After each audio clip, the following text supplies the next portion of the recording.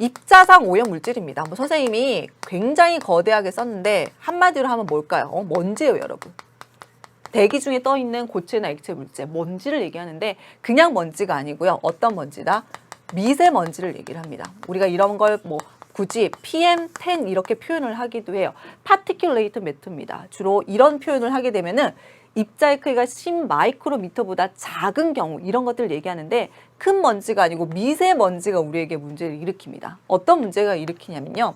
이렇게 입자가 작을수록요. 건강에 해롭습니다. 다시 말해 대부분의 먼지는 우리가 재채기를 한다든지 기침을 한다든지 혹은 기관지에 걸려서 제거가 돼요.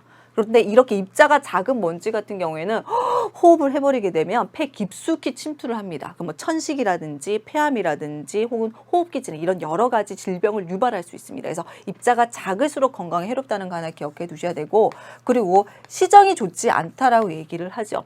시정이라고 하는 건 뭐냐면 우리가 눈으로 볼 수 있는 최대 거리, 대기의 투명도 같은 거를 판단할 때 시정이라는 얘기를 하는데 먼지가 많은 멀리까지 보이지 않죠. 시정이 좋지 않다라고 표현을 하며 또 먼지 지붕이라는 개념이 있습니다. 이건 뭐냐면요.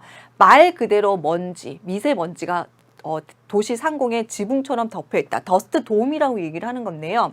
이 입자가 작을수록 우리 화산재, 화산진 이런 거 배웠던 것과 마찬가지로 낙하 속도가 작아요. 그래서 쉽게 가라앉지 않고 대기 중에 오래 머물러 있는 성격이 있습니다. 그런 대기 중에 오래 먼지가 머물러 있어서 먼지 지붕의 형태를 띠는 것, 이런 현상들이 모두 미세먼지에서 나타나는 현상이다. 그래서 이게 대표적인 입자상 오염 물질로 정리해 두시면 되겠습니다.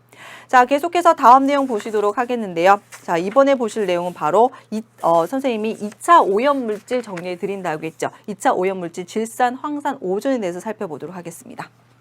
자, 2차 오염물질의 생성 과정, 왜 생성 과정이라고 했는지 여러분 이해를 해 주셔야 되는데요. 2차 오염물질은 앞서 얘기했지만 1차 오염물질들이 대기 중에서 물리화학적으로 반응해서 만들어지는 겁니다. 여기 보세요. 자동차, 공장에 오염물질이 배출된다. 이것들이 바로 뭐다? 자동차 배기가스에서 주로 질소, 산화물 많이 나온다고 했죠. 화석연료 사용하게 되면은 황산화물 많이 언급된다고 했죠. 이것들 모두 뭡니까? 이거 모두 1차 오염 물질입니다. 이게 누구랑? 대기 중에 수증기와 결합을 해요. 그럼 뭐가 된다? 바로 질산과 황산이 된다고 합니다. 그래서 2차 오염 물질에는요. 질산과 황산이라고 선생님이 적어 드릴게요.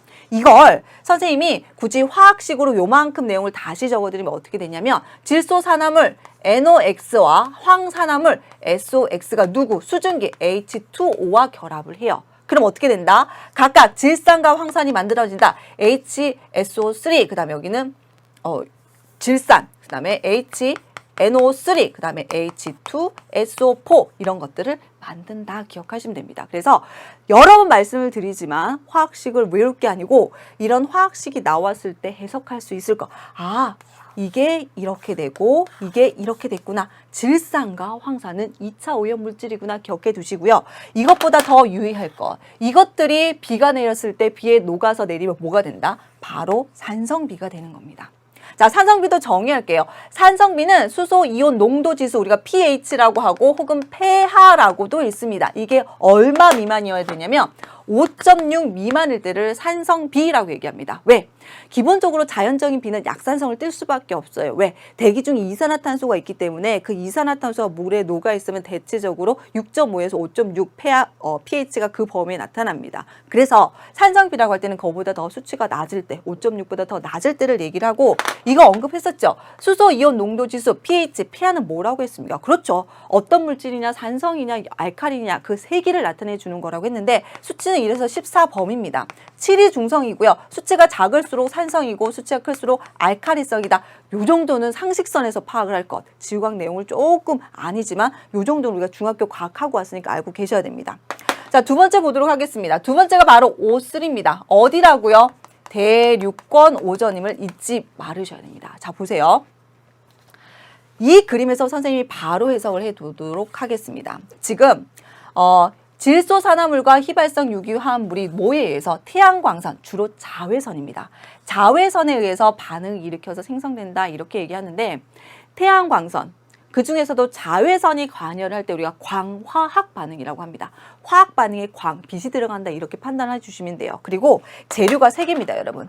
질소화합물, 휘발성 유기화합물, 탄화수소류라고 정리했었죠. 그 다음에 자외선 세 가지입니다. 왜 그런지 한번 보도록 할게요. 자, 여기를 보시게 되면은 자동차 배기구 높은 온도에서 질소와 산소가 반응해서 만들어져요. 질소산화물이 만들어집니다. 이것은 태양의 자외선에 의해서 어떻게 된다? 분해가 됩니다. 뭐로? 이렇게 산소 하나가 분해가 돼요. 분해가 됩니다. 그러면 대기 중에서 O2와 반응해서 뭘 만든다? O3, 바로 오존을 만들게 됩니다. 그런데 이때 이렇게 만들어진 오존은요, 잘 만들어지기도 하지만 자연적으로 잘 없어지기도 해요. 근데 여기 누가 들어가면 탄화수소를 보이죠? 이게 딱 들어가면은 옥시덴트. 여러분 옥시덴트 이렇게 써요. 옥시덴트. 산화성 물질이라는 뜻입니다. 다시 말해서 탄화수소가 들어가면 이들이 무슨 역할을 해서 강력한 촉매 역할을 함으로써 오존 농도가 확 올라갑니다. 그래서 뭐가 만들어진다? 스모그, 광화학 스모그가 발생된다라고 보시면 됩니다. 그래서 누구누구 다 들어가야 된다. 질소 산화물, 휘발성 유기 화합물, 그 다음에 자외선 세 가지가 모두 반응해야지 농도가 쭉 올라가고 우리가 얘기하는 스모그, 광화학 스모그가 발생된다. 이렇게 보시면 되겠습니다.